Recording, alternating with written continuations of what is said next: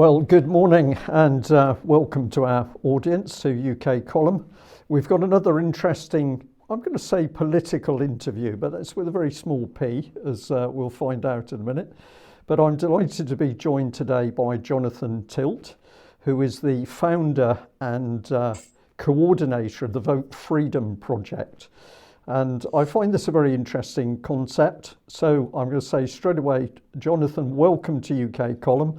I'm glad we finally made it. Thanks very much for having me on, Brian. And I'm delighted to be here to discuss the Vote Freedom Project with you. Yeah. To me, you're quite an you're a very interesting man. You've got a background in acupuncture, having trouble with that one, and accountancy, which seems to me a very interesting combination. Tell us how you got from that into politics. I'm in my mid-50s. My career's sort of been split in half, really. I did sort of 15 years as a chartered accountant, mostly working in the further education sector. And for the last sort of 12, 13 years, I've run my own acupuncture business in Barnsley.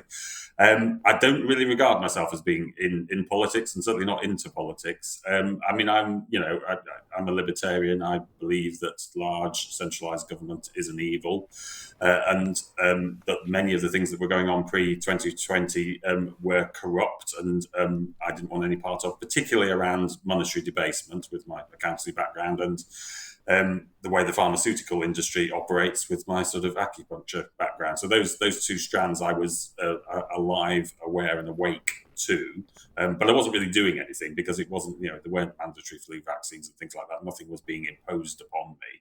I could run my own little acupuncture business and look after my kids and go on holiday where I wanted. So I didn't really feel any need to get involved in resisting something that I recognised as, ultimately potentially tyrannical, but it wasn't actually there yet.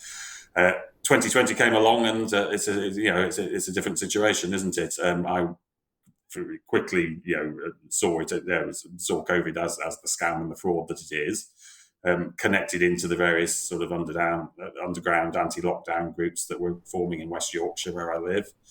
And just sort of started to say we need to try and use the political angle, the political vehicle a little bit as one front in this battle, really, not because it's the ultimate solution or because there's anything great about politics, because having been involved in it for 3 years, I can tell you there's not very much great about it. But I just thought that standing in local council elections particularly was something we could do to make a statement. To cut a long story short, I set up a political party, the Freedom Alliance political party, and we had 250 or so candidates over the course of 2 years, fought 7 or 8 parliamentary by-elections. Never got that many votes, but we're energised and got quite a lot of people on board. 2 things became apparent to me during that journey, though. One, the notion of running a political party is completely at odds with everything else we're trying to do in the freedom movement. Everything else is about being decentralised, distributed, disaggregated, getting people to stand on their own 2 feet in their communities. So the notion of having a top-down, centralised political party structure, which the Election Acts almost inevitably force parties into with leaders and deputy leaders and chairs and things like that, that didn't fit very well with the freedom movement, and there was a lot of resistance in the freedom movement to it. The other thing that was blindingly obvious after running a few campaigns was that the public at large, not just the freedom-loving public, but the public at large, are really hostile and sick of political parties. They're not sick of politics. They're quite happy to discuss the issues, but they are sick of parties because they recognise that they are captured and corrupted. And even the small ones that aren't captured and corrupted yet will become so if they get any sort of traction or size.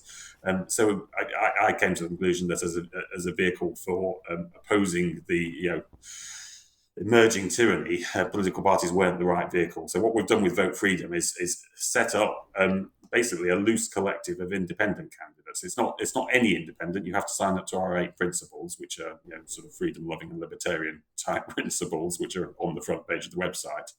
But anybody who supports those principles and that aligns themselves with those principles, we will support and resource them to stand as an independent candidate.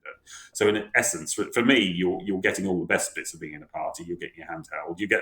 We're providing much rebetter resources on our website than most of the political parties, even the large political parties provide, because we're totally focused on that. We're totally focused on resourcing candidates. We're not running our own little petty party fiefdom, which is what the political parties get engaged in. So, we think you'll do better. You'll get more votes as an independent. There's plenty of statistical evidence to back that up.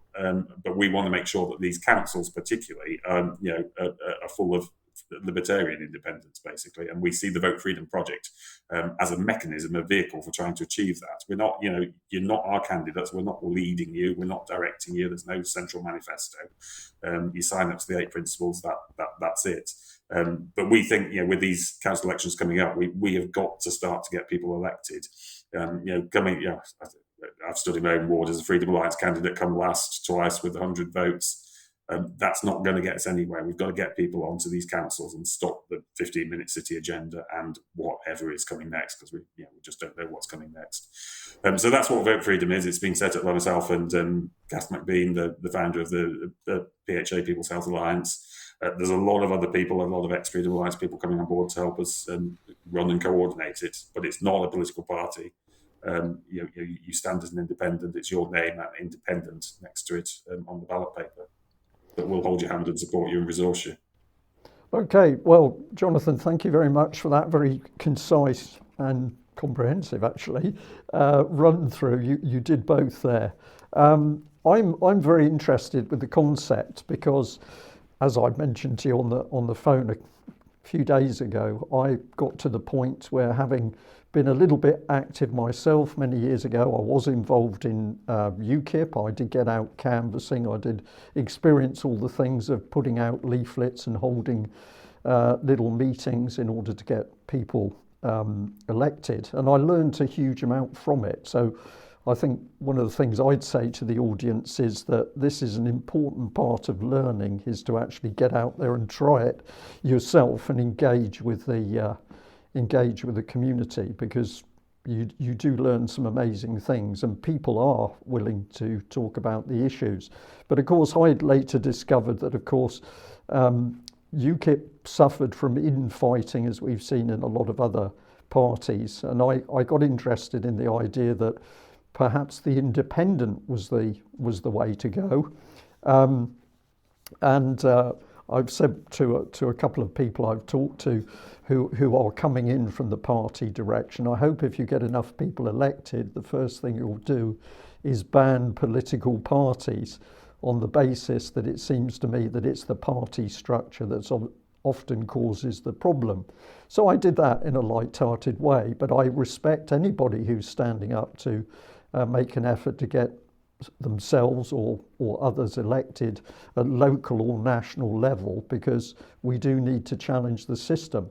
So I think your concept here is very interesting, and I think you've used a little expression which is hand-holding, and this is an important thing, because for a lot of people to decide that they're going to stand, even as a local candidate, they can find it quite a daunting task. So what sort of things can you do to help encourage, but also to support people who come forward to be a candidate for you? Yeah, I mean, it is daunting. The first time I did it was daunting, and I do understand and get that. And none of us really want to be doing this, is the bottom line. Essentially, I mean, what we're doing at the minute is helping people with nomination forms. Forms have to be completed by Tuesday. We're supporting around 300 candidates, I think, at the minute. So that's the first practical piece of help we provide. And then after that, it's help with leafleting and help with signposting the fact that you're standing and pointing people towards you. I mean, our website is getting a lot of traffic now, so we'll put the candidates up and say, if you want to go and leaflet with someone, that this is your nearest candidate. Beyond that, it's an awful lot. It's a lot of talking, a lot of phone calls, a lot of chatting locally here in Kirklees and Barnsley. I meet up with people and just reassuring them that, particularly at council level, and even at parliamentary level, because I've stood in the parliamentary by-election, it isn't that bad. You're not going to have the media camped on your front lawn, going back through sort of 10 years worth of Facebook posts and stuff like this. Their approach to the freedom movement, in my experience, is by and large to try and ignore us as much as possible and give us the absolute bare minimum of coverage, which is why the likes of UKColumn are absolutely so essential, because it's the only oxygen of publicity that we get from anywhere. So yeah, an awful lot. My life at the minute is when I'm fitting a little bit of acupuncture around the sides, but it's on the phone to candidates, talking them through the nomination process, and just encouraging them. I don't force anybody to be a candidate, but I do persuade them. And most of that persuasion is around, it's not that bad. Your profile isn't going to be that horrendous, particularly standing as an independent, because it sounds relatively uncontroversial. You're just standing in your community for the benefit of your community. Yeah. But yes, to go back to your original point on terms of political parties, having run one for 3 years now, I'm absolutely firmly of the belief they should be abolished. And the first place they should be abolished is at local council level. You should not be able to stand for election as a member of a political party for your local council. The council should be local people representing their ward and putting the interests of their electors first above anything else. And that doesn't happen in the party system. You get this direction from this top-down direction from within the borough and from London. And you're seeing that in the major parties now in terms of candidate selection. So we've got to get away from that. And the only way for me to do that is certainly at local council level, is to abolish parties, and then ultimately at parliamentary level as well. As you're talking there, what came into my head, I think I've said this to a couple of the other people that I've interviewed, but I can remember my father talking to me about local politics. He was very interested in politics, but he didn't get involved in it. But he said to me, well, of course, many years ago, we didn't have the involvement of the political parties in local politics. And this is something I'm criticise myself here. I should have got into this to actually have a look, because there was obviously a change at some point which brought national politics, the big political parties, into local politics. And I'm not sure when that actually happened, but previously it would appear that if you stood as a town councillor, for example, you were standing as an individual, and you were elected on the basis of what you had to say and whether you were a good person deemed suitable to serve. So it's an interesting point, when did this political control come into local councils? I don't know whether you know. Yeah, I don't know an answer to that. What I do know is I think it's turning round. I think the ship is starting to turn round. There's 19,000 councillors across England, Scotland and Wales, and 2,600, I think, of them are independents now. And the bulk were elected as independents. You get a few people leave Tory and Labour and become independents, but the bulk of those 2,600 were elected as independents. There's councils across the country where independents are grouping together loosely to form the opposition or to have significant influence on what's going on. And I think that number of 2,600 will increase significantly this time after these elections. I think there's a real appetite for moving away from party politics, particularly at a local level. Our challenge is to make sure that those independents are freedom-loving libertarian independents, because not all of those 2,600 are. I have examples of some that were very much signed up to the COVID narrative and the state tyranny that took place over the last 3 years. So my job, I see, is using the appetite that is there for independence to get the right sort of independent elected. That makes complete sense to me. You've mentioned the key points which you like people to agree to. There's 8 of them. I've got them on a sheet in front of me. What I'd like to do is just gently read through those and get you to discuss them a bit. Are you happy with that? Yes, absolutely happy with that. Yes, I mean it's a group effort. It's not just me that's written them on the back of the envelope, but yes, I'm more than happy to work through those 8 points as they're essentially what we stand. Let's get my specs on. So we've got these 8 points. They're very simple, they're very clear. The first one is freedom of movement within a nation state with secure borders. Number 2 is total bodily autonomy for all people, no medical or any other form of discrimination. Number 3, freedom of speech. Number 4, freedom of information, scientific, medical and other research which is open, accessible and not corrupted by vested interests. Number 5, money that is protected from debasement. 6, truth, justice and upholding constitutional rights and freedoms. 7, localism, not globalism. And number 8, government that is small, decentralised and genuinely accountable to the people. So I think these are I think these are 8 very interesting points. Number one, then, on freedom of movement within a nation state with secure borders. I'm going to say, why did you end up with this as number one? They're not order of priority at all. Okay. They're just not entirely sure what order they're in. But no, there's no. All 8 carry equal weight. They're not. I mean, personally, some are more important to me than others. I mean, particularly non-debasable currency would be my number one in the list. But no, from the perspective of the Vote Freedom Project, they're all 8 are equal. I can see that. Quite rightly, some of the events under COVID and lockdown have influenced what you've identified here as a key point. So, when you're talking about total bodily autonomy, this is in a way this is incredible, because 10 years ago would we have been putting that on a list?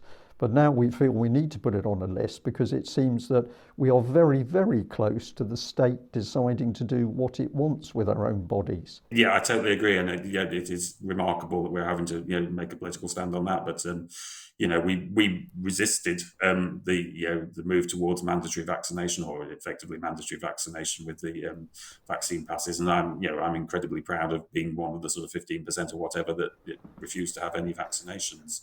Not that they even are vaccinations.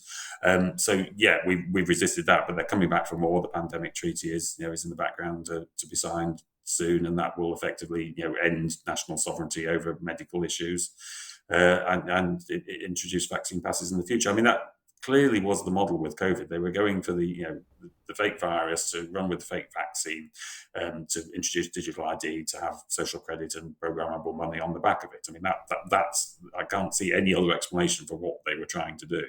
Yes. And we stopped them halfway through that process with a lot of us resisting and saying, no, it's my body, my choice. So for us as a movement, and I wasn't involved in politics before COVID came along, that's fundamental bodily autonomy for me. It's it is my body, my choice. However irrational or irresponsible decisions I make about my body, that's the fundamental human right. Yeah, that's a powerful point. And of course, your other point here, well, I'm going to say 2 of them. You've got freedom of speech. If we don't have freedom of speech, we can't speak out on any issue which is going to affect us, whether it's control over our body or control over borders or the money supply. So freedom of speech just stands on its own. But together with that, you've got point 4, which was the freedom of information. And you're talking about scientific, medical and other research. And this is another issue which has really come to the fore, isn't it? Because if the public, or indeed independent scientists, are not allowed to question government-issued statistics or data or scientific papers, we're not in control of our own destiny. No, absolutely not. And I think you're seeing that most alarmingly now in terms of the climate debate, where clearly only one side of the debate gets any sort of mainstream coverage, and that side is then taken as settled science, or whatever the phrase is. I mean, it's absurd. There's no public debate around these issues, and the key. I mean, a lot of this is a little bit of a wish list, and if you can ask me how we actually do it, that's another issue. But on this, I think we have got to deconstruct the sort of mainstream media. And I think the way you do that, there's a way to do that, which is relatively easily, which is to stop public advertising in the media. I mean, the newspapers, I think, as you've covered on UKColumn, were all propped up by COVID-related advertising as their circulation figures collapsed in the spring of 2020. And I think you just ban the government from advertising in any form. And that will lead, I suspect, to a collapse of the mainstream media, which will mean that channels like this and others on the other side, because the debate has to, I mean, I don't believe in climate alarmism, but I'm happy to hear the views of those that do believe in climate alarmism. So there have to be a multitude of channels, and a disaggregated approach. We don't just get our news from the BBC and the Times and the Guardian or whatever. And I think the way you do that is, on the BBC front, to end the licence fee, obviously, but with the rest of it, you stop the public sector advertising. Well, I think we just mentioned the Guardian, because the Guardian was benefiting from public job adverts for many, many years before they had the cash cow of COVID reports from the government. truth, justice, upholding constitutional rights and freedoms. Really, that encapsulates what we've just discussed.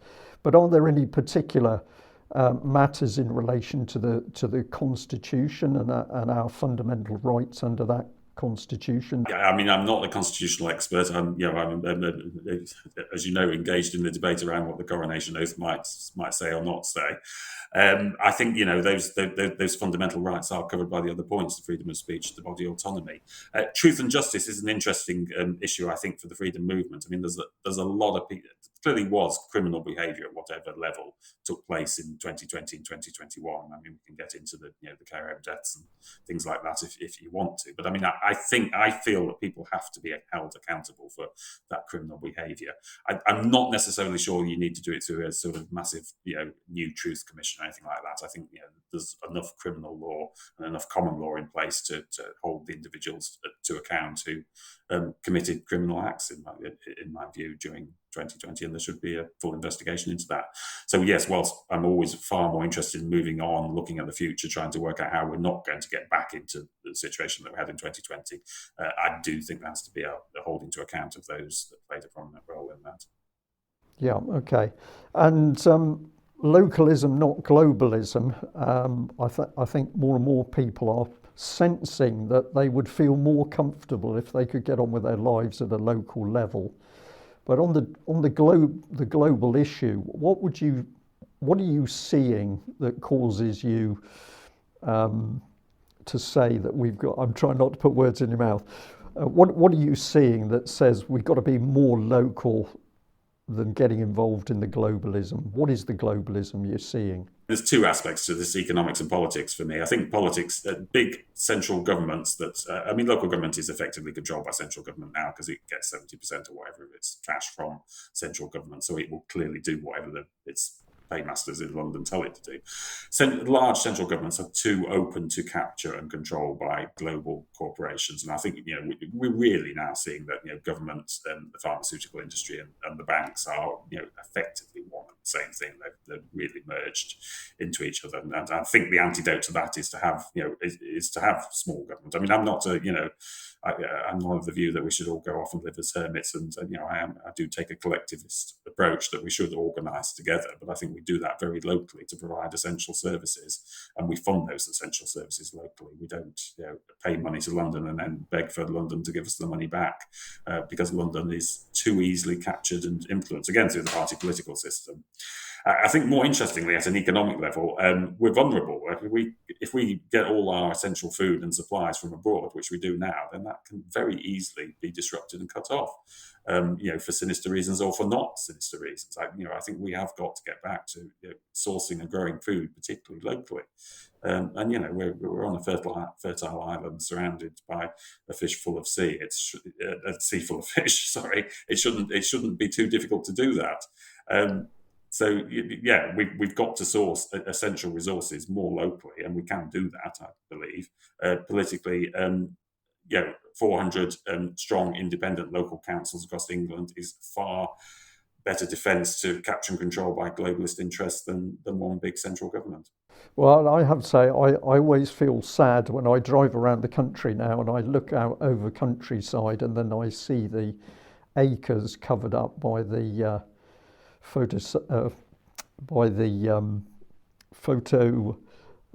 electric cells. I'm forgetting the terminology for the solar power. Yes. Yeah, solar panels. That's a better way of putting it. Yeah, seeing everything covered in solar panels, and I'm thinking, no, there should be livestock there, or we should be farming that area. And I feel this more and more because you can see this stuff growing out over the countryside. Okay. And yes, government that's small and decentralised. This really is what? Just saying if we made the decisions at local council level, or really we could go from parish up to district council, local council level, we would have the focus in the right place before we started to form government policies. Is that roughly where you're coming from? Yes, yeah, absolutely, with accountable independent councillors, those councils would provide the services that people want. I mean, here in Kirklees, I'm just trawling through the Kirklees zero carbon plan to produce my election leaflet, and it's full of how they're going to influence public behaviour. They're going to get in the schools and provide transport training. They're going to have commissions of students to look into, and that's what they're spending money on. They're not spending money on the roads that in places are like a slalom course to avoid the potholes or the fly tipping that's going on everywhere. The issues that really affect people's lives are not being resourced because the council always pleads poverty, but it's got plenty of money to fund these student climate commissions and the rest of it, and some fairly obscene salaries within local government officers, not councillors, but officers. So I think the way to tackle all of that and get these councils to work for the people is to have independent councillors. Yeah. From my own knowledge of trying to do things over many years, certainly here in Plymouth, I came to understand that life inside the city council was not necessarily very pleasant for either elected members or officers. I would say that it became very clear that there was a very high level control over everything that happened in the council, and certainly the members, particularly via the cabinet system, were controlled very tightly, that they were going to stay online with the political decisions. But even for officers, the overall environment could be quite hostile. Have you been able to provide your candidates with some understanding about the environments they will go into? You are elected as a new vote freedom candidate, and you end up going into your local council. And for somebody who's got no political experience, I can imagine this can be quite a tough environment to go in. I don't think Plymouth's any different from other councils across the country. I think most of them have got this pretty heavy style of management. But are you as an organisation able to give your candidates a little bit of coaching for what they are going to go into? Yes, to some extent. I mean, we're there to support and encourage. I mean, one thing we have been doing since we set up Vote Freedom is connecting with quite a lot of existing independent councillors who are, leaning our way. They're not all fully signed up to those 8 principles, but they do get what we're trying to do, and had some very interesting discussions with them. And particularly if you can start to get 2 councillors into a council, you have got the opportunity to disrupt things through bringing motions, through shining sunlight and getting some transparency on what's going on, and also getting some media attention, because the media will give you more. The local media will be more interested in you once you've got that tag of councillor in front of your name. So they're quite optimistic. The existing independent councillors we talk to are very optimistic about what can be done. And we just need to get more people in there to achieve it. But you're right. I mean, the introduction of the cabinet system to local government I think it was by the Blair government, wasn't it? Was sort of the final death knell for local democracy, wasn't it? Because it is, people just have to adhere to whatever the leader and the cabinet say if they're part of the party system. And there are people that get elected as part of the party system and then recognise the corruption and move outside of it and become independents. And for officers, yes, I fully get that. I mean, I've had endless phone calls from people over the last 3 years when we were running Freedom Lines, etc. People saying they wanted to help, but they just couldn't, because they would lose their jobs if they were even seen liking our Facebook posts and things like that. And it's that is the level of control. I get that, and the control mechanism is to make people dependent on their salaries, to get you to inflate house prices. So you have to have a big mortgage, so you've got to service the debt each month, and you have to have the salary to service the debt, and that's the existing control mechanism. And it worked during COVID because the people that led the resistance, to use that term loosely, were by and large self-employed. I mean, all the people I know were pretty much retired or self-employed. The people that were employed by local government, central government, the NHS, large corporations, whilst they might privately and secretly contact you and say that they really supported you, and they might sometimes donate money, they couldn't be publicly associated because they literally would have lost their jobs in some cases. Yeah. And that's the control mechanism we're fighting against. So yes, it will be difficult. It's not going to be comfortable. It's not going to be easy. But then most of what we've done over the last 3 years hasn't been easy and comfortable, has it? So we are becoming a bit more hardened, I think. Myself and the people I know well and work in the freedom movement with, are in a different place to where we were 2.5 years ago. Yeah, and well, the key point there, strength in numbers. It's one thing to be an isolated independent elected into a council, but if there's two of you or three of you, there's definitely strength in numbers. So even small numbers can make a big difference inside a system, because you can bounce ideas off each other and give each other support when it's needed. The thing you do is provide a focal point for others to defect to from the main parties. Because I know as a fact there are Labour and Tory councillors that fully get this and fully agree with us, but again can't step outside of, they haven't got the courage yet, because they can't see anything to step outside that matrix. I won't say where it was to protect the guy, but I was at a count in the middle of the night, someplace where we were getting a small number of votes, as we usually do. The deputy leader of the council, Labour deputy leader of the council, came up to me and said in my ear, "I agree entirely with everything you people are saying." Wow. So that is there. There are Labour and Tory councillors who are ready to make a move, but they need something to move to. So getting a couple of independents, pro-freedom independents, are elected in place might mean that you suddenly pull across 3 or 4 from the main parties. Yes, this is an extremely good point. Last few days, or a few days ago, I mentioned on camera that I'd had a little conversation with somebody in a local council. And they first of all, they told me as a local councillor, they were pretty devastated by the number of people around them who'd suffered adverse vaccine reactions, and this particular individual had experienced two deaths. And when I asked, what about other councillors? They immediately said, yes, there are many other councillors who are all talking about the same thing, that they've got relatives or friends who've suffered adverse reactions, and they've lost people have died. And I then said, and how do they feel about this? Are they speaking out? And the response I got was that no, it was like there was a lid being kept on everybody. So people within the council, and I believe I'm correct in saying also cross-party, which is always a significant thing, were acknowledging that something was badly wrong over the vaccines and the vaccine policy, but there was still enough fear of their own system to prevent them from speaking out. So I'm going to echo back to you and say I can imagine that if you had a few independents in the council who were demonstrating they were not frightened to speak out, you could well get people moving across to join you, which would be a very powerful thing. Absolutely, and I'm very confident in places that will happen, which is why we need to get those 2 or 3 into some of these councils.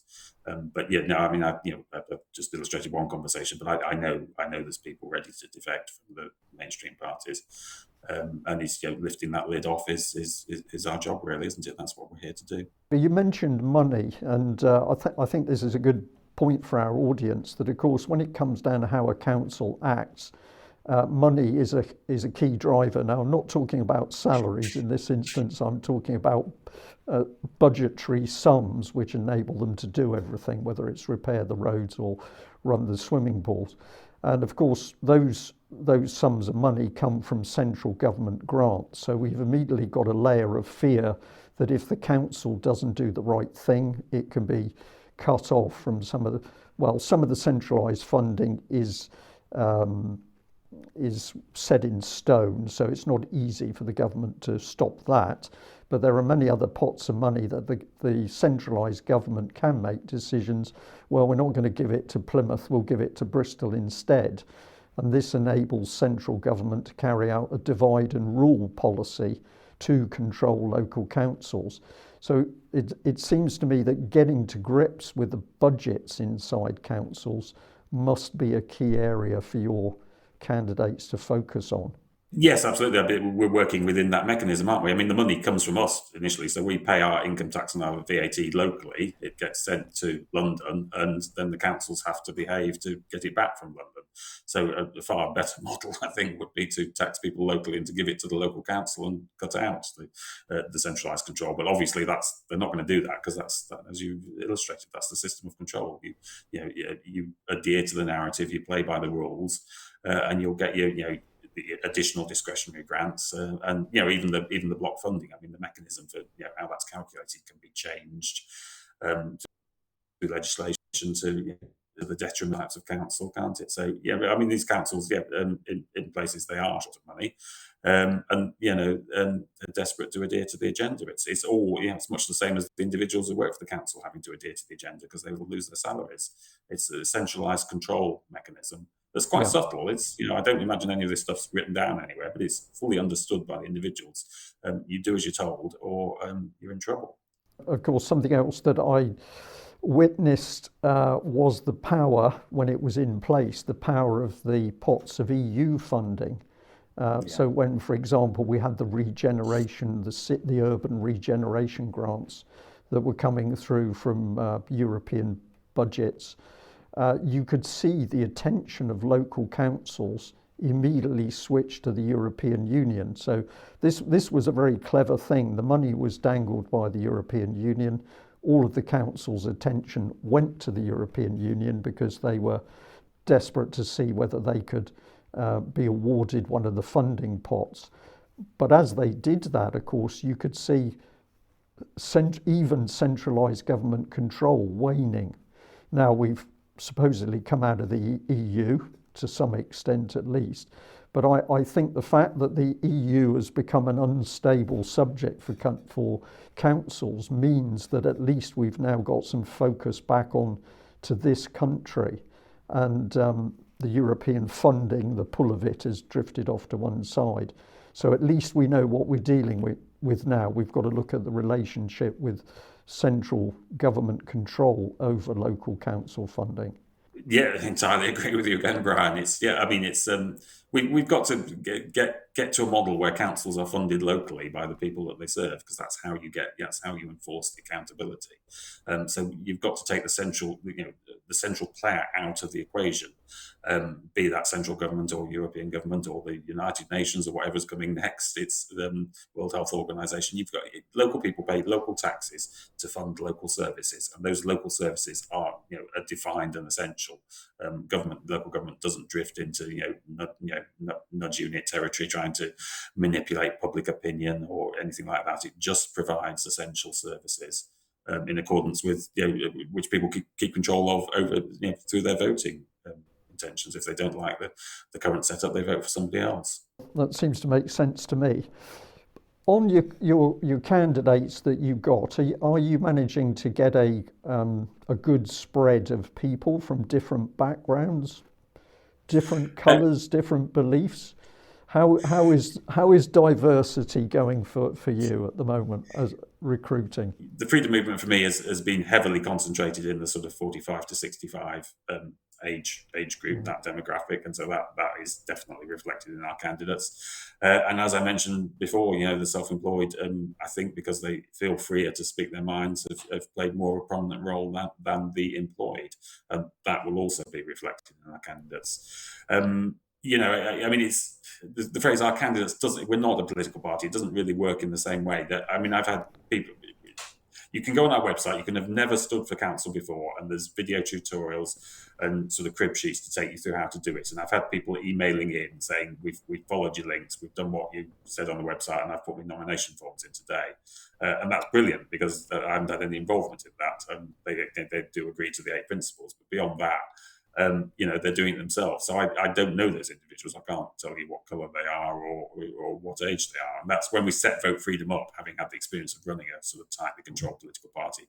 That's how we wanted it. We wanted to push the resources out to people so they could just do it themselves. And a lot of people are doing that. But then there are candidates I know. I mean, locally, I'm sort of coordinating candidates in Barnsley and Huddersfield and Rochdale as well. So it's, I do know those individuals, and they, by and large, would fit the sort of demographics that we've been talking about. about before, which the freedom movement does have a certain demographic. It's there aren't that many people under 40 heavily involved, and it probably is concentrated more in the white population. If I've got this right, then you get candidates elected. We're going to talk local elections at the moment. That's what's coming up. They get into their council, and then within the gentle guidelines of your 8 points, those elected people are going to take initiatives as they see fit within their own council. Not directing, controlling them. There's no manifesto. There's no party line. Obviously, we're there to support and facilitate. I'm not a councillor. I've stood for council elections 4 times now, but I'm not. So I can't personally tell you what it is like to be a councillor and exact techniques you should use. But we are building those connections quite rapidly with independent councillors that have been elected, and in some cases have done it for decades. So that resource will be there to help people on how to manage the process and how to best do it and to best support freedom at a local level. As we move forward to election, if we're allowed to have another election, of course, you'd have the same process for candidates who were going to stand. Absolutely. Candidate. I mean, we're building up a list of general election candidates, provisional general election candidates, which is around 30 at the minute. And once we have the local council nominations out of the way, we are going to publicise those individuals and say we're supporting this 30. And I suspect, and that includes some fairly high-profile people in the freedom movement, but not that we're exclusively interested in that. We're interested in everyone. That 30, I feel, will bring another 30 or 40 on board fairly quickly, and we then start to get a bit of momentum. I mean, the difference with the parliamentary elections is obviously they cost money. You've got a £500 deposit, and you've got leafleting costs of around about £800-900. They're delivered for free by the Royal Mail, but you still have to produce the things, and the typical constituency has 50,000 households in it. So what we want to do is to set people running with crowdfunders now, so they've got a year or whatever. We don't know when the election will be, but they've got some time to try and get the resources in place to do it properly. Council elections are by and large free. I mean, they're free to stand, and the leaflet cost is a lot less because it's a much smaller area. So yes, we will at some point in April create a little bit of a fanfare, not quite as much as some of the political parties do, but a little bit of fanfare that this is the first 30 or so candidates we're supporting. They are spread around the UK, so they're not concentrated in particular areas. And there's some very interesting candidates in that provisional group. Excellent. And what about response from the media? Are you being given any opportunity to talk about what you are all doing? Are people getting a bit of engagement locally on what they're standing for and why they're standing for vote freedom? Nationally, with the alternative media, and this perhaps is an example of it, but I'm finding it easier to get attention than I ever did when I was leading Freedom Alliance. I think, I spoke at the Oxford rally, for example, back in February. I don't think I would have had that speaking slot as leader of a political party. So the alternative media and the freedom movement as a whole seem happier to engage with me under this model than they did under the party political model. In terms of the local papers, it varies dramatically. I mean, they will give you the bare minimum that they have to under the election rules, and that's the reason for doing elections, because I will get 200 words in the Huddersfield Examiner, and by and large, as long as I don't slander anybody, I can put whatever I want, and they'll run with that. So that in itself is a powerful argument for standing in elections, the ability to get some local media coverage. It varies around the country, but again, the local media, a lot of it is owned by one company now. We won't mention which one, but so even when you're dealing with these reporters and these editors, you can see that they're all even using the same email template to reply back to you, can't they? It's just the party line from London. We've also got the embedded democracy reporters, of course, courtesy of the BBC and many of the. Yes. In many of the so-called local newspapers, which many people still don't realise. But yes, there's a certain amount of control, isn't there, existing down to local paper level. A little story from me: when I stood as a parliamentary candidate, I was standing on an independent anti-corruption basis, And I got a phone call from BBC Radio Devon one day who said they'd like to interview me. And I thought, oh, this is good. And the gentleman turned up in due course with all of his recording equipment. And I said to him, how long have I got? And he looked at me and he said, 6 seconds.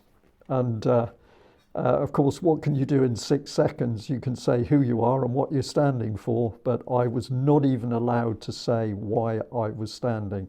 I've never forgotten that one, but I did take the opportunity to talk to him for about 20 minutes about why I was standing, and hopefully some of that drifted back into the system. I stood in the Batley and Spen by-election back in the summer of 21 for Freedom Alliance. Stood canvassing, campaigning in Batley Town Square one day, and I had national media lined up interviewing me one at a time. I had the Telegraph, the BBC, Sky, I think, Daily Mail, I can't even remember, but there was a queue forming to interview me one at a time. I thought, this is brilliant, we're going to make a breakthrough here, I'm going to be on all the national media, and they were letting me say what I wanted and noting it all down. And I thought, this is it, this is how you do it, we just have to use by-elections.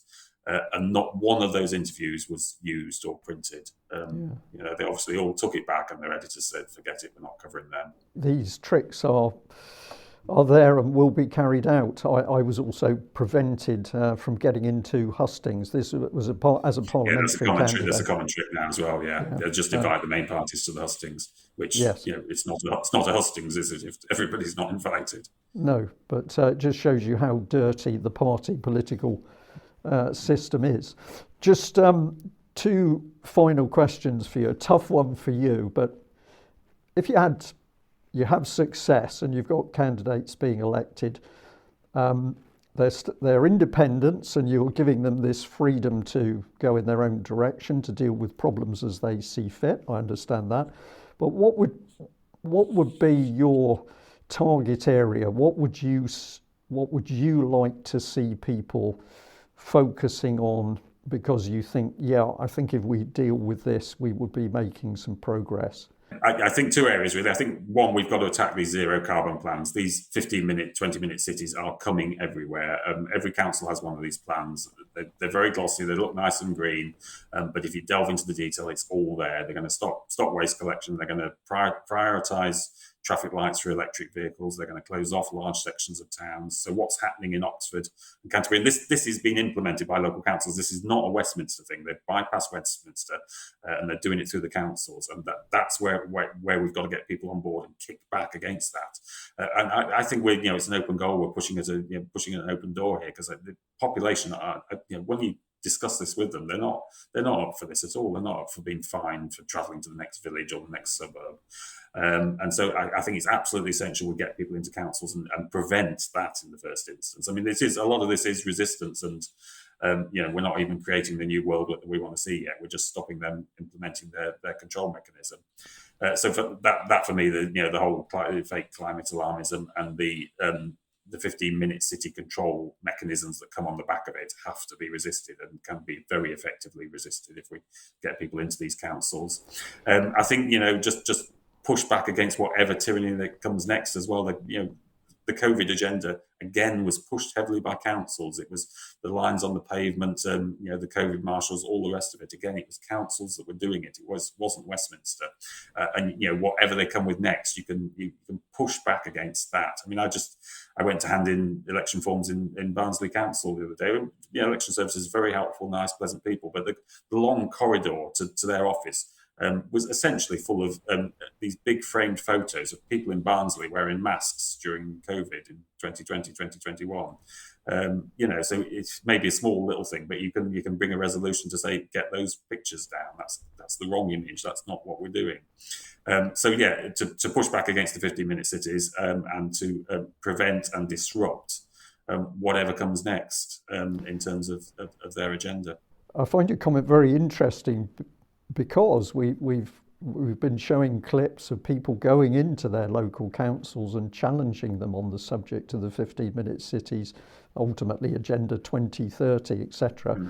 And I'm watching it and I'm thinking, brilliant, because we've got people who are being active and they're doing it in a a very measured way, which is the right way because that has the biggest effect. But I just found it fascinating that out of all the subjects that you think people might get really fired up about, it seems to be this 15-minute city is one that people are waking up to it and they're responding to it.